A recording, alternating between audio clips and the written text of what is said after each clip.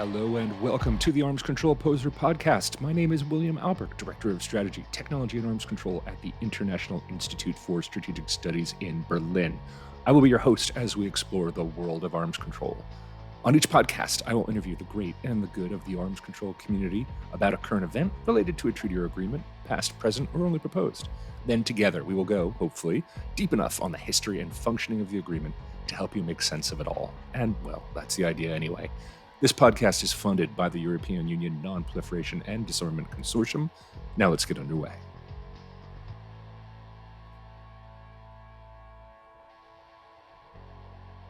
Welcome to the Arms Control Poseur. My name is William Albrecht, and my special guest today, Laura J. Gross, the Office Director for Chemical and Biological Weapons Affairs at the United States Department of State, and also the Executive Director of the National Authority on Chemical Weapons.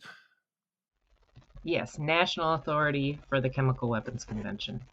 So we have the responsibility designated by the President to the Secretary and then delegated down to our office for overseeing implementation of the United States government for the chemical weapons.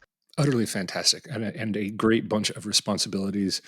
We've known each other for a while. I'm so grateful to have you on the podcast and to actually talk about something good news in the realm of arms control. Today, we're going to talk about chemical weapons and specifically the Convention on the Prohibition of Chemical Weapons and the U.S. fulfillment of the destruction of its declared chemical weapons stockpile. So, Laura, please tell me all about this. I know this has been an incredibly long coming project. We've been doing this elimination since the promise in 1997 to eliminate the stockpile. But please, tell me, what's your perspective here? Chemical weapons, their destruction, U.S. fulfillment. Tell me all about this. You're right. This was a huge and momentous not only undertaking, but achievement. The U.S. stockpile was quite extraordinary, large, and we ended up destroying over 30,000 metric tons of nerve and mustard chemical weapons. This entire effort spanned 9 sites across the United States. It took us 30 years to complete the project, and it cost the U.S. government over $40 billion. And just in the final years of our destruction, we spent over $13 billion to complete the destruction at the 2 last sites. So it was a big project, and it took quite a bit of time. Can you tell me, why did it cost so much money? Why did it take so much time? What are the complications here in destroying chemical weapons? I'm sure most people just think of, getting rid of paint thinner by putting it down the drain, which you should not do from an environmental point of view. But you know what I mean? They think about these things in relatively simple terms, but surely it's not as simple for chemical weapons. Right. So there were some challenges involved, mainly related to safety. Chemical weapons, when they were designed, weren't designed to be dismantled. They were designed to be used. So there are toxic chemicals in munitions with fuses attached. So these had to be handled very carefully. And so safety, again, here was a significant priority. And handling these things safely is a very slow process. And so that contributed to the time involved. In addition, we were very concerned about making sure this destruction was done in an environmentally sound manner. And we had the citizens of Kentucky and in Colorado and Pueblo that were emphatic that we needed to find new ways to make sure this was done safely, and rightly so. And so the Defense Department developed a program that was called the Assembled Chemical Weapons Alternatives Program. And this was mandated by Congress, this program, and it developed new and safer ways to destroy the remaining chemical weapons that we had. And so making sure this was done safely with no accidents and in this environmentally sound manner, was the reason for the last munitions at those 2 sites taking this extended period of time to be destroyed. That's just so fascinating. One night I actually had the privilege of having dinner with Senator Sam Nunn, the author of the Nunn-Lugar program. His father was actually in the U.S. Army Chemical Weapons Corps, and it was one of the reasons why he was so interested in weapons of mass destruction, because the US did at one point have a pretty formidable chemical arsenal. And what you're talking about is the destruction of the actual filled munitions. So we're talking about like artillery shells and things like that. Did we have stockpiles of just the stored chemical agents themselves and whatever precursors? And was that easier to get rid of? Because it sounds like, yeah, it must be enormously challenging to actually dismantle, a live artillery warhead and then to remove the chemical component. But did we have just like, stocks, big vats of chemicals that were not in weapons? Not at the end at those two locations. The munitions were stored in bunkers. So, again, these things had to be drained of the toxic chemicals. Fuses had to be separated from the munition. So, a very time consuming process. And they actually bought capability called the SDC, static detonation chamber. Okay. In the end, you could actually put in a munition hole and it could be then basically exploded within that chamber, and there were no off-gassing, things like that. So again, this was done in a safe manner. Oh, that's great. Yeah, no, I recall working on small arms light weapons. We'd have things called Donovan chambers where you could safely get rid of ammunition by just by detonating it. But boy, that's just such a higher technical level of difficulty to do that with something that is related to chemical weapons as well. So you mentioned there are two big facilities, Colorado in Pueblo and Kentucky, the Bluegrass facility. About how many people are we talking about? Were working on this towards the end there? Were there dozens? No, I mean, they were whole communities of people. It was quite a large undertaking. I mean, even the celebration event that I attended, was again attended by the mayor of the town, the senators, congressmen, and so forth. So again, this was a huge number of people that took to run a site with government and contract employees. So large undertaking done on a military base. So again, had worked together, with the Defense Department in doing that. The State Department's role in that is very a small role as a national authority, working directly with the Organization for the Prohibition of Chemical Weapons, ensuring that notifications get made, inspectors get to and from the sites to be able to verify the destruction of the chemical weapons. But really, I would, if you want to get into the nitty gritty of how they were destroyed and how many people were there, I would recommend some other of our old colleagues to be able to talk to you about those details. I'm sure they'd be very excited to do so. I would love to, probably not on the podcast itself, but we'll include some links on more of the technical details and the history of the US dismantlement.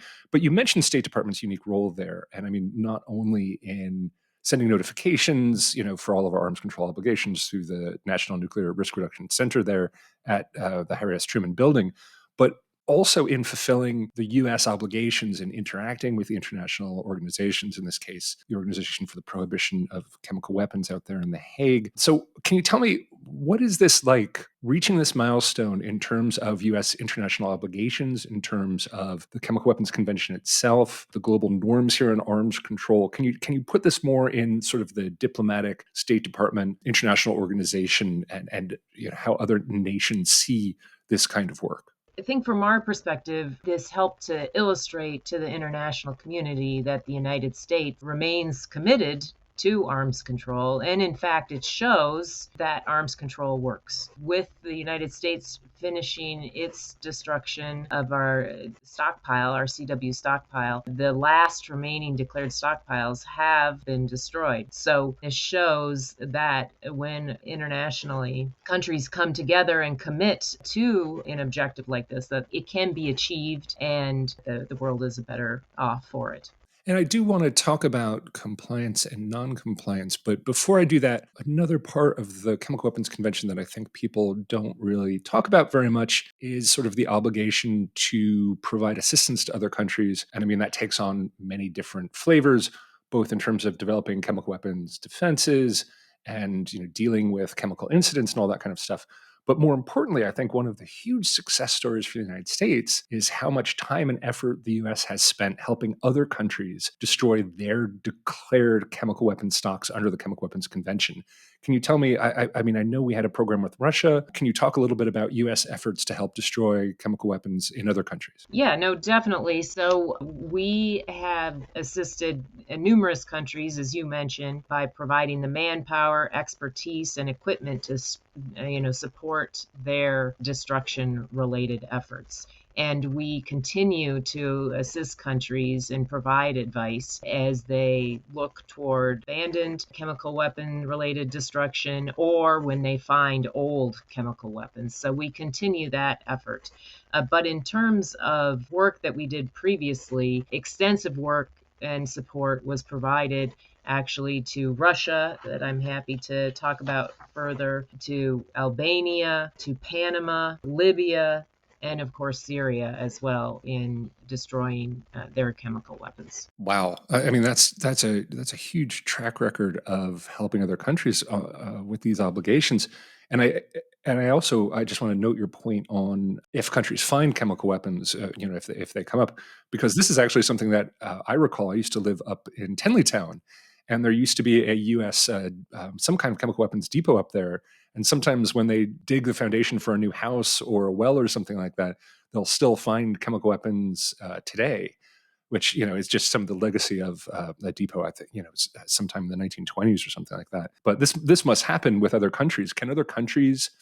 And I want to talk about Russia in a second. But can other countries, if they find themselves with a problem like that, do they go to the CWC or do they go bilaterally to the United States? Like, how would a country ask for help under the Chemical Weapons Convention if they needed help destroying a previously existed, maybe even undeclared stockpile? Right. So if countries find previously unknown chemical weapons, yes, they immediately should get in touch with the OPCW's technical secretariat. Again, we have had other countries also reach out to the United States when they have found some chemical weapons, and we have provided immediate assistance to them in collaboration with the OPCW, but they have inspectors and trained folks there at the OPCW who are able to immediately deploy out to the site, assess what's going on.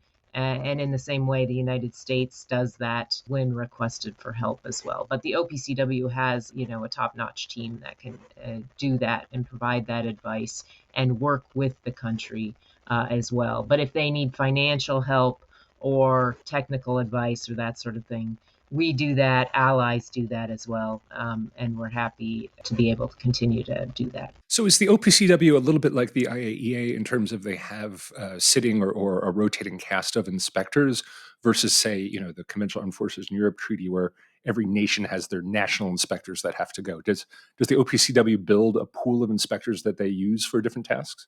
Right. So the OPCW is actually a small organization. It's got about 400 people. But yes, they do have a team of inspectors that go out and they do a number of different things. So this group of individuals will actually go on commercial inspections to different countries. They have other members that work as part of the Declaration Assessment Team, which investigates the veracity of the Syrian declaration of its old chemical weapons program and investigates actually also what is going on currently within Syria.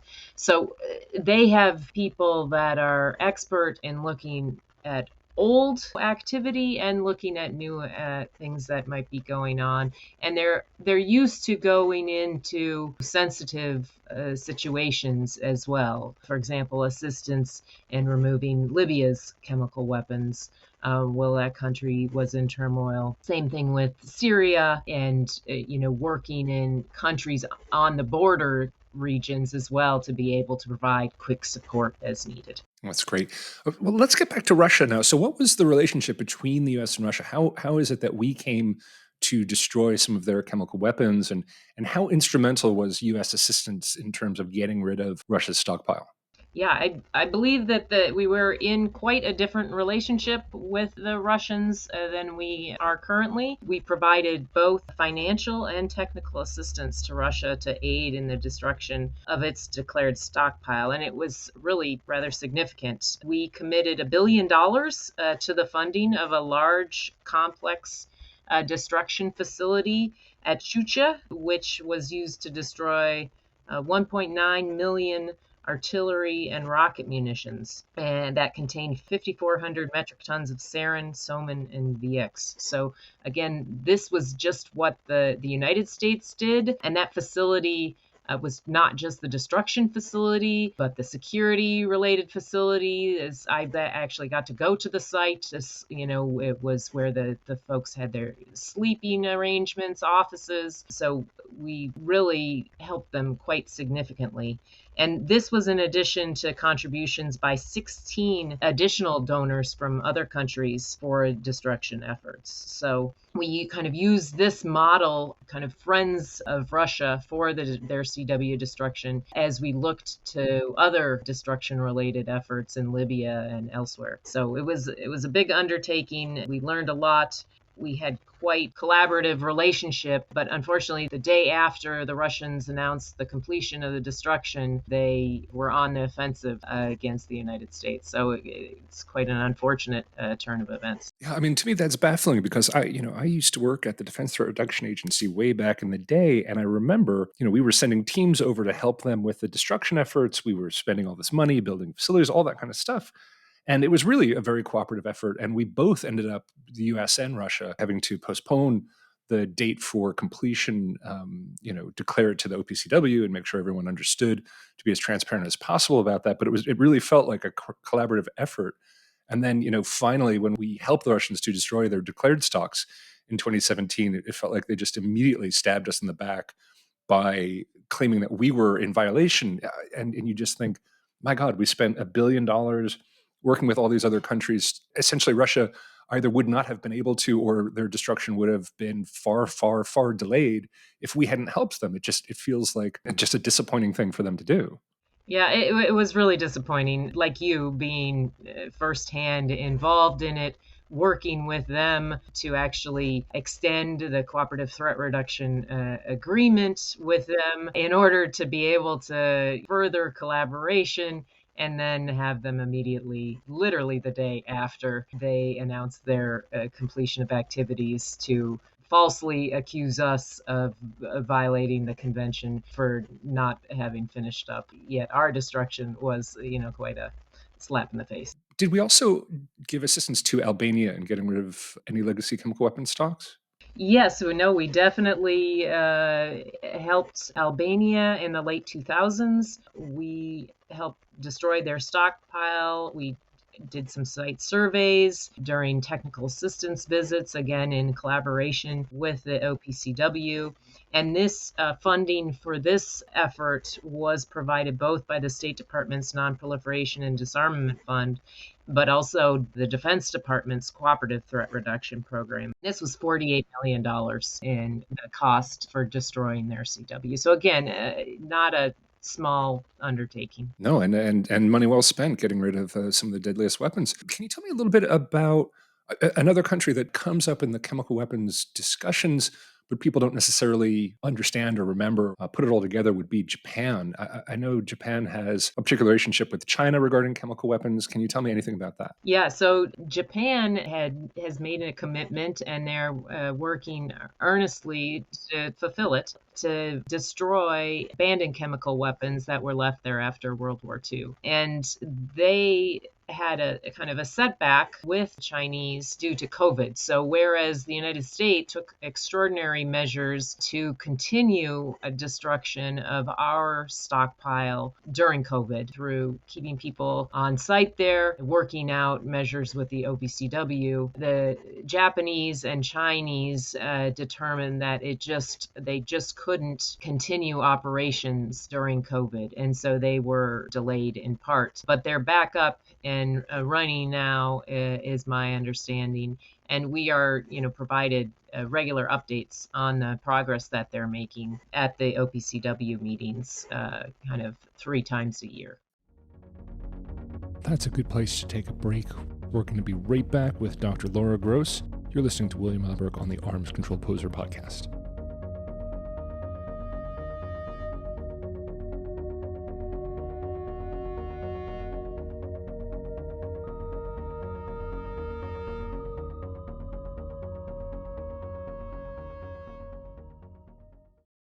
I do want to return to the idea of non-compliance and also to talk about non-membership as well, because one of the things I used to work on at NATO was chemical biological defense.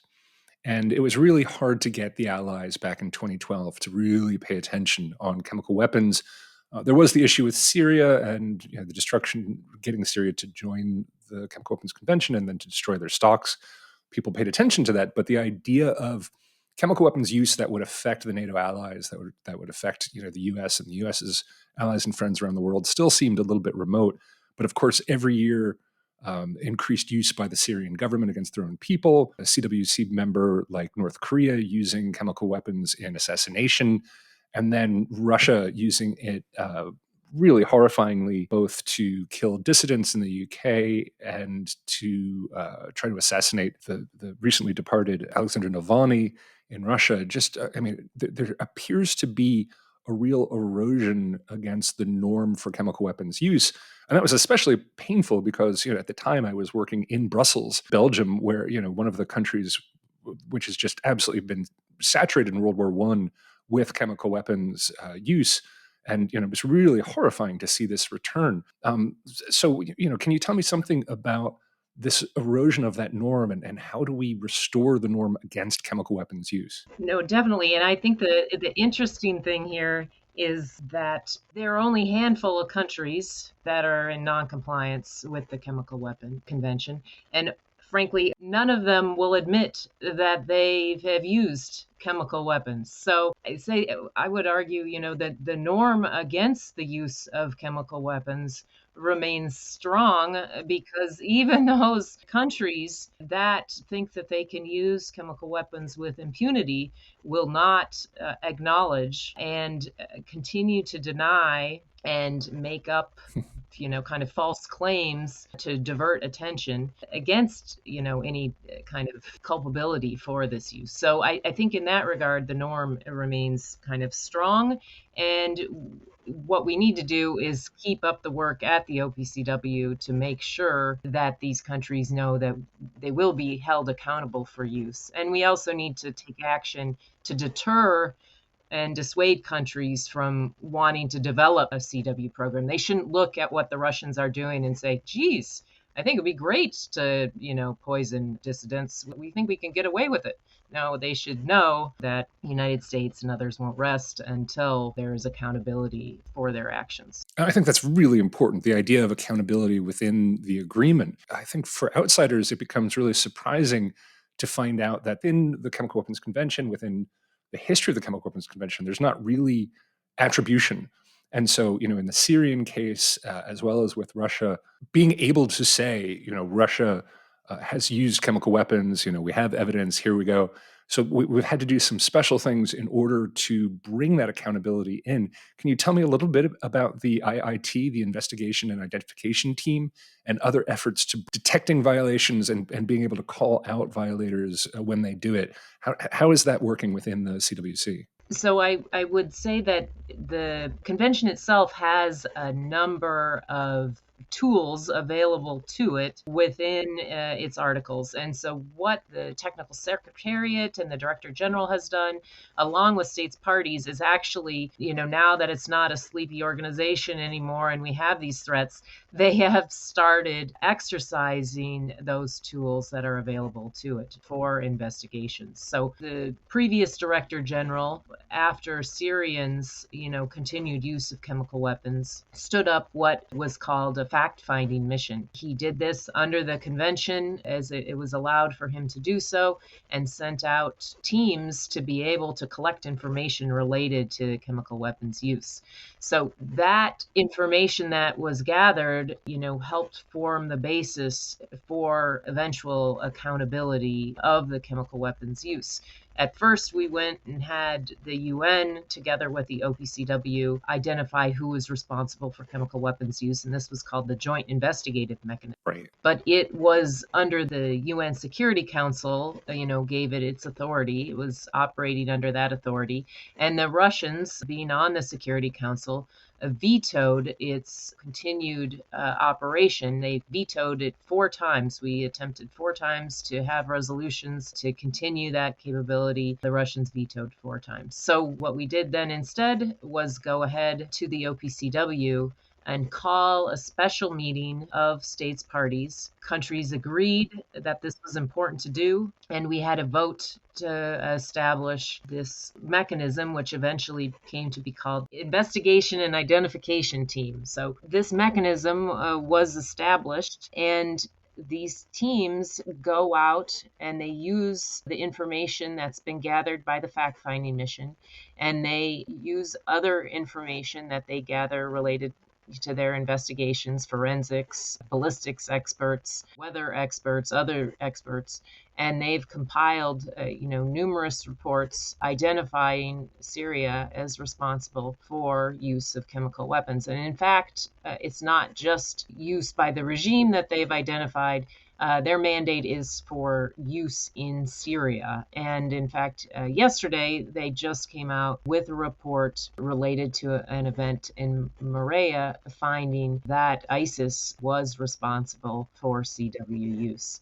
So this team has done extraordinary work, and I'll say under very difficult circumstances with the Russians threatening the OPCW. So it's important work that needs to continue, and we are very grateful that the Technical Secretariat and the OPCW go forward with this effort, and we will continue to support them in their work that they do. There's also a new laboratory, isn't that right? Isn't there a new forensic laboratory that is being built for the OPCW on voluntary contributions from members? Yes, so the United States is very excited. We were able to attend the inauguration of the Chemtech Center last year in May. It was announced, and we're optimistic that the new laboratory will significantly enhance the Technical Secretariat's capacity and readiness to evaluate potential chemical weapons samples. And the United States actually contributed as well to the development, construction of that site. We provided $7 million,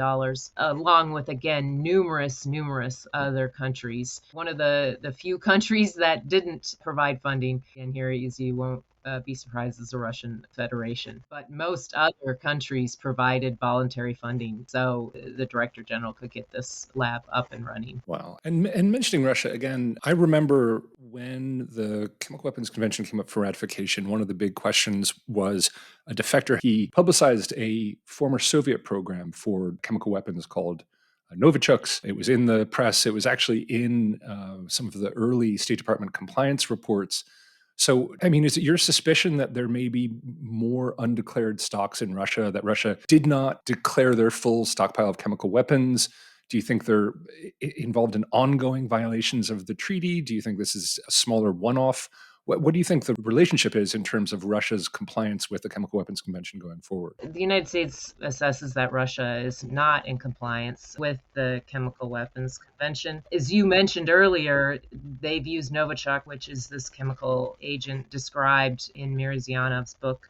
They've used this agent at least twice in recent years. First, to poison the Skripals, and then secondly, poison Alexei Navalny, and again, denying that they did so on both occasions. So these attacks were a violation of their obligations under the CWC and confirmed, longstanding U.S. concerns that Russia retains an undeclared chemical weapons program. We have significant concerns right now with Russia's actions in Ukraine, and specifically that Russia is using riot control agents against Ukrainian soldiers in the context of its war of aggression. Their own state media, Russia Channel 1, has broadcast reports describing use of tear gas by the Russian armed forces against Ukrainian forces.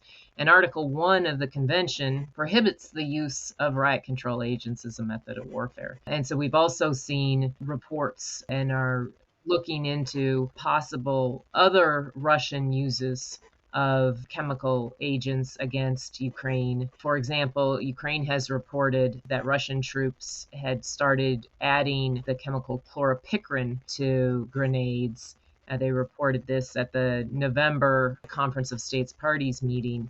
And again, use of chloropicrin against Ukrainian armed forces, it would also be a violation of the Chemical Weapons Convention. So we're very concerned about Russia's compliance with the convention, and we believe it's important to take action to get them to stop using chemical weapons and return to compliance.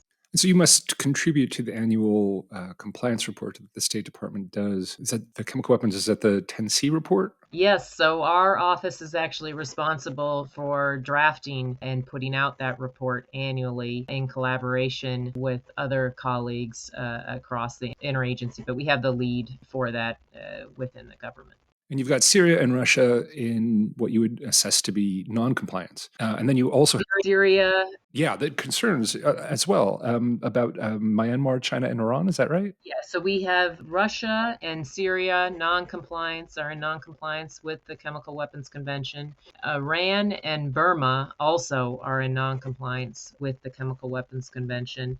And we have concerns about Chinese compliance with the Chemical Weapons Convention as well. What can you do to resolve these concerns? So there are a number of things that we can do, a number of actions we can take. The first one is raising awareness about non-compliance with the convention, and in particular with the Russians. We have asked questions of them, which is allowed under the convention, asking them about their use of riot control agents, asking them about their poisoning of Alexei Navalny, along with numerous other countries.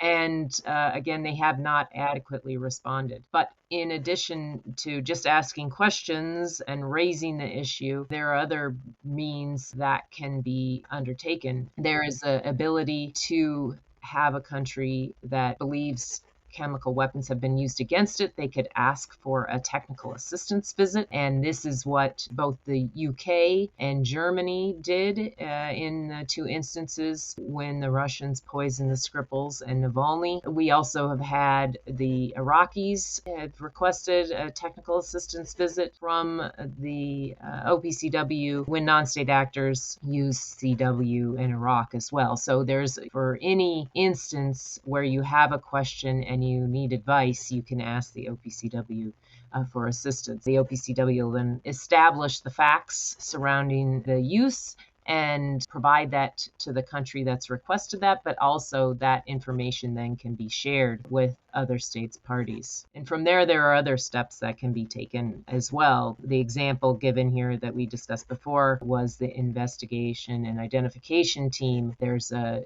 decision that was passed in 2018 that allows a country like Ukraine, for example, could ask for basically an investigation identification team to be stood up. So that's one example.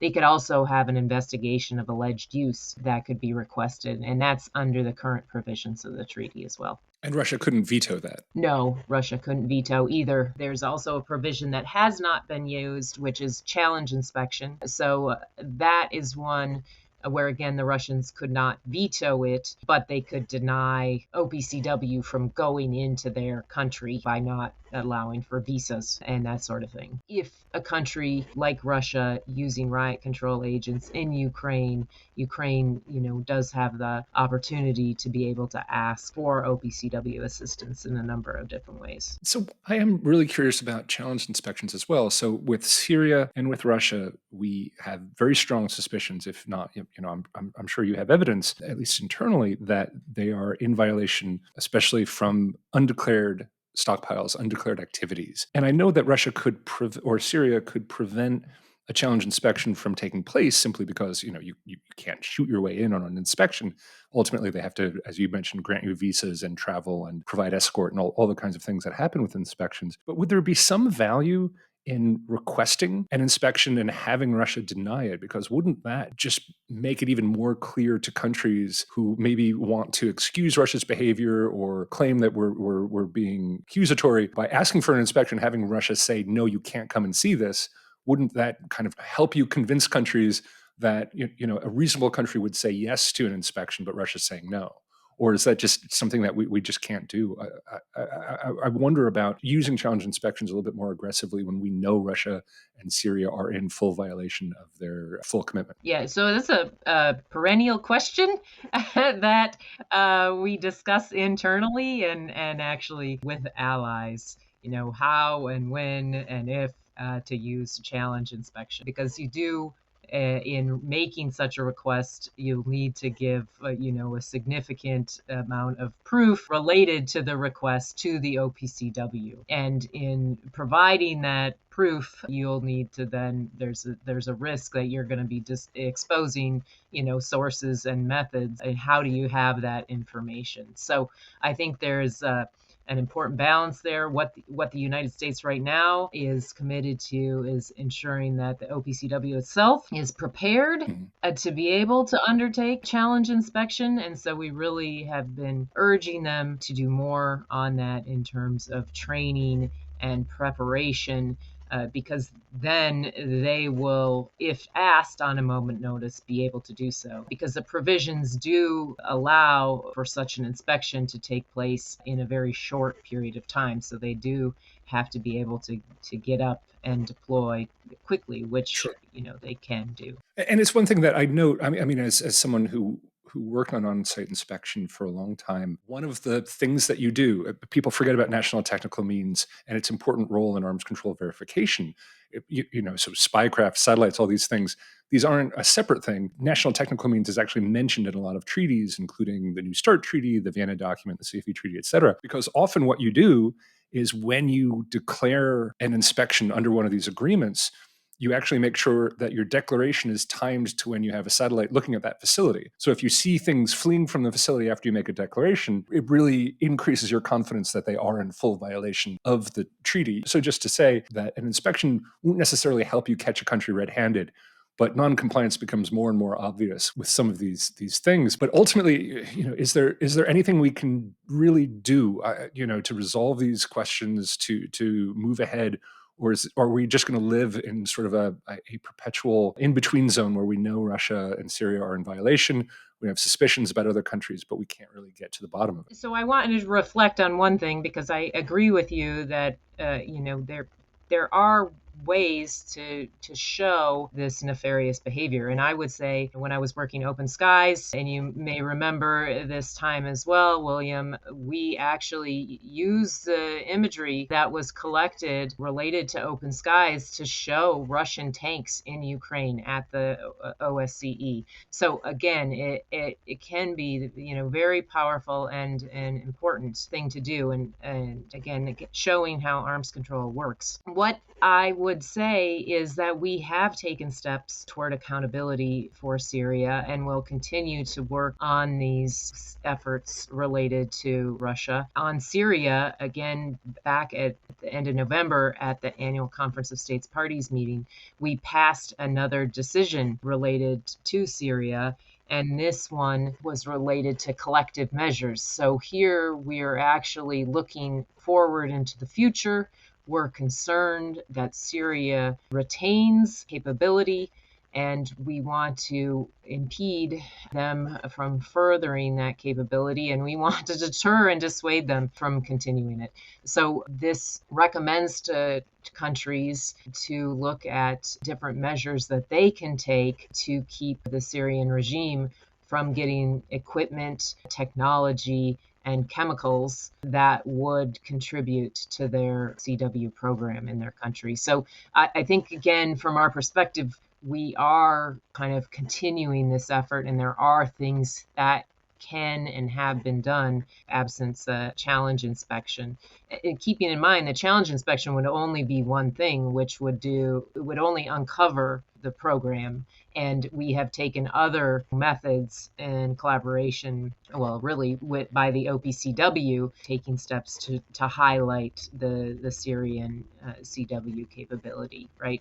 So just to say, that's not the only thing that's available to states parties. It's just one kind of piece of the puzzle. So if we could look towards the future a little bit, and where do you think the future of the CWC and the OPCW, how do you see the future implementation We talked a little bit about the attribution, the IIT, and the Chemtech Center. When you look forward for the next 5 years or so, what are your big priorities? Where do you see the OPCW going? What are your big priorities for work within the Chemical Weapons Convention? I think a priority for us will be to continue our effort to hold countries accountable that have used CW to deter additional use and to try to dissuade these countries from their program. And additionally, we talked about some of the investigative tools at the OPCW that will continue to strengthen. And this decision that was passed in November related to Syria has direction to the Technical Secretariat to strengthen those tools. And we're also working, as we mentioned, with the Chemtech Center to make sure that is a premier facility and that the OPCW gets the support that it needs to continue with its outstanding reputation that it's built, as a Nobel Prize winner. For us, we're also interested in that regard at building the capacities of other countries to counter CW use and to be able to support the OPCW. And we're looking to do more to support additional designated laboratories at the OPCW. There are a few only in the network. We want additional countries. If the OPCW has samples of chemical weapons use, we want these additional countries to be able to identify that chemical weapons have been used. So it's not just Western countries' voices saying, yes, CW was used in this instance, but that it's other countries as well. And so we're partnering with other countries so they can pass the tests that the OPCW has set up to allow them to become designated laboratories. So in this regard, we're working closely with Morocco to try to get them as a designated lab to the OPCW. So that's just one example, but those are the kinds of things that we're looking to do. Well, I think those are great examples. Are there any implications you can think of, any lessons that could be learned for other regimes, like the Biological Weapons Convention or the Nuclear Non-Proliferation Treaty? Is there anything that you've seen here that might be able to help them? Yeah, so you definitely can't just cut and paste from one organization to the other. But that said, I think we've had phenomenal success at the OPCW leveraging different articles to have them actually work. And one thing that we have done at the OPCW that was verboten before I started was voting. Right? It's allowed in the convention. It's explained in detail how votes take place. And in order to keep the few countries that don't want any progress, we have taken up voting successfully at the OPCW, such that now it's a regular part of the organization.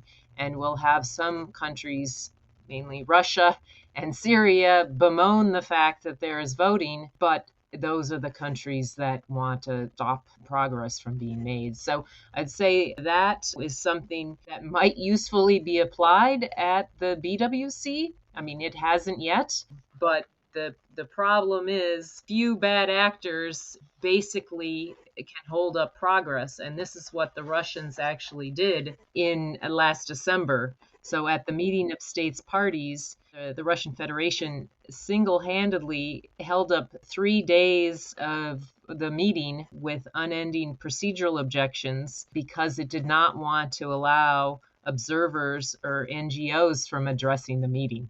And this is not only ridiculous just on its face that they're so set against allowing people to speak, but they're also wasting their colleagues, people that would ally with them. They're wasting their time by making them sit in these meetings, unending meetings of just back and forth and nonsense. So they were alone in holding this up.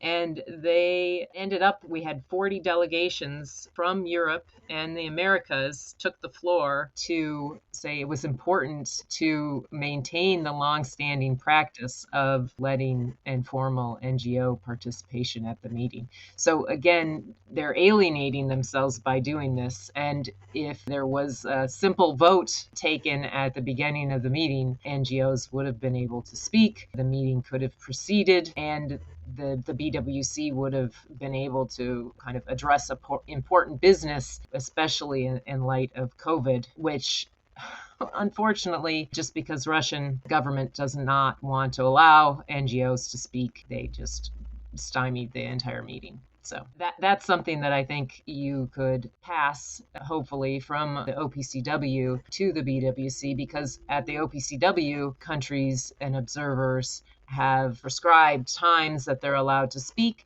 and even the Russians, after their 3 minutes of interventions, are cut off from speaking, and we move on to the next thing. So we are able to get a lot of business done during our meetings that unfortunately our colleagues on the BWC side are not allowed to do. I would also note on the nuclear side, Russia's using these kinds of procedural issues and becoming more and more obstreperous as time goes on. So sharing your experiences there and ways around that is going to be incredibly useful as we go through what looks to be a relatively rough time, especially with Russia and international organizations in the near future. Laura, I want to thank you for being on the podcast today. This was really incredible for me. I admire what you do so much. I think it's really fantastic. I'm so happy that you are where you are and you're doing what you're doing. You're doing an amazing job. And thank you for spending so much time with me today. Well, thank you for having me on your show. I look forward to listening in to your other guests. Thank you very much. Have a great day. You too.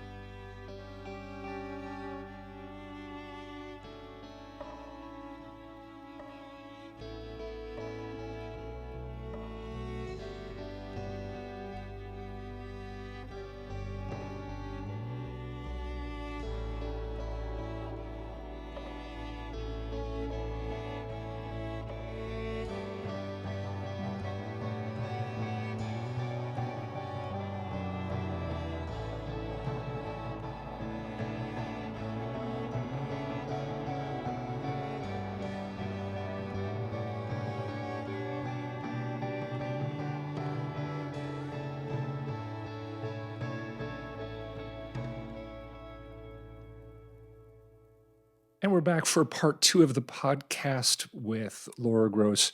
This is the part where I ask her a question. Really, this is meant to help younger people who want to get into the field. So let me ask you the question really directly, really clearly.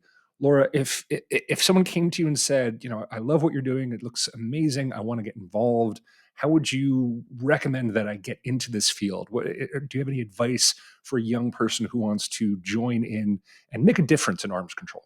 Right. So what I did was, frankly, studied this field in college, but I know honestly a number of colleagues that didn't focus on arms control or international studies in college and still have gotten into the field. So I studied this during college.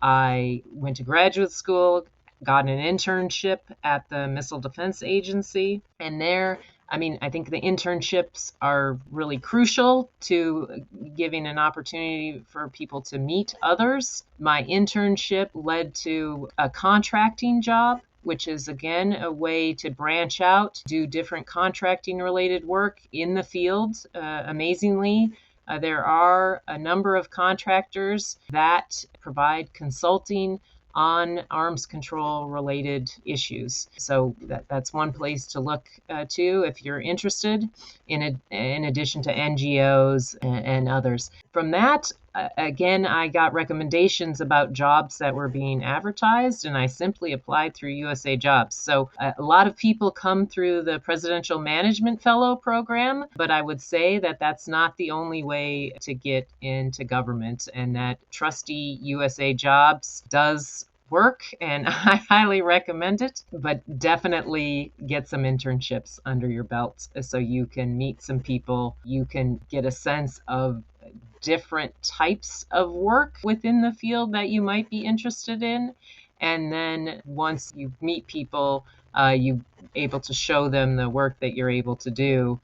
then you'll have an opportunity as well to move into different positions, because I went from civilian at the Missile Defense Agency over to the Defense Department in the OSD policy shop. And from there, William, as you know, then I went over to the State Department. So there is an opportunity as well to move around between different posts in the government and kind of expand your background, the number of arms control agreements and things you work on, whether you're providing security assistance through the CTR program, whether you're doing regional work on Russia. So there are many different ways, even within the arms control community, to work on, different portfolios and areas. I mean, I remember you at the Pentagon. And do you think it's valuable to change, to see things from the Pentagon and the State Department? Do you think that's been helpful in terms of understanding the issues and making a difference? Yeah, I think it's been extraordinary, and I'm extremely grateful for the opportunity. On the defense side, put planning and programming into place. I had discussions with my Ministry of Defense colleagues on different issues.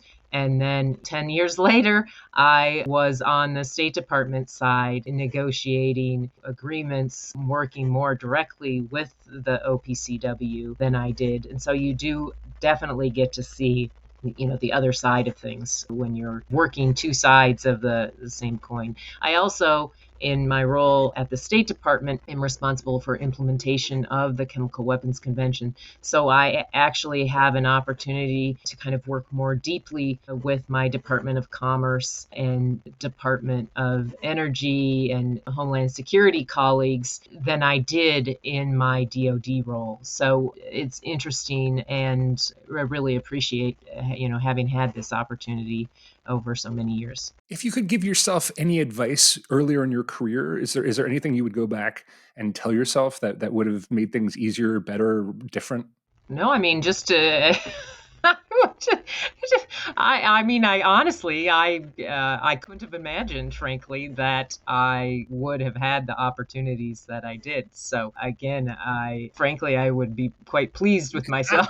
I think if I was, when I was a contractor, if I knew that I would be able to work on the topics that I did now, and to be part, frankly, of such historical number of developments. I wouldn't have ever in my wildest imagination dreamed of what has happened over the course of the last 20 years, and that I was able to have a role in, protecting and promoting U.S. national security. So I don't think about it now on a daily basis. I'm mainly harried and running around, but I would say, keep up the good work, I guess, would be my message to my. So. That is utterly fantastic. I think we'll leave it there. Once again, Laura Gross, thank you so much for being on the Arms Control Poseur podcast. I've really enjoyed talking to you today. Okay, thank you. All right, that's all we have time for today for the Arms Control Poseur podcast. My thanks once again for being here, for sharing her wisdom with us. Thanks also to the EU Non-Proliferation Disarmament Consortium for funding this podcast. Thank you to B. Aubrey Freeman, as always, for the amazing music. See you next time.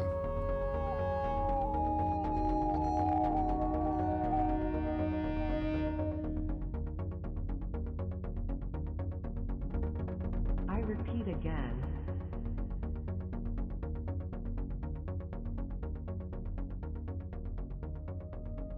I repeat again.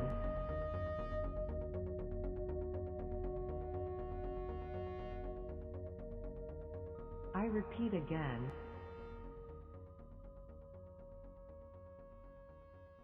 I repeat again. I repeat again.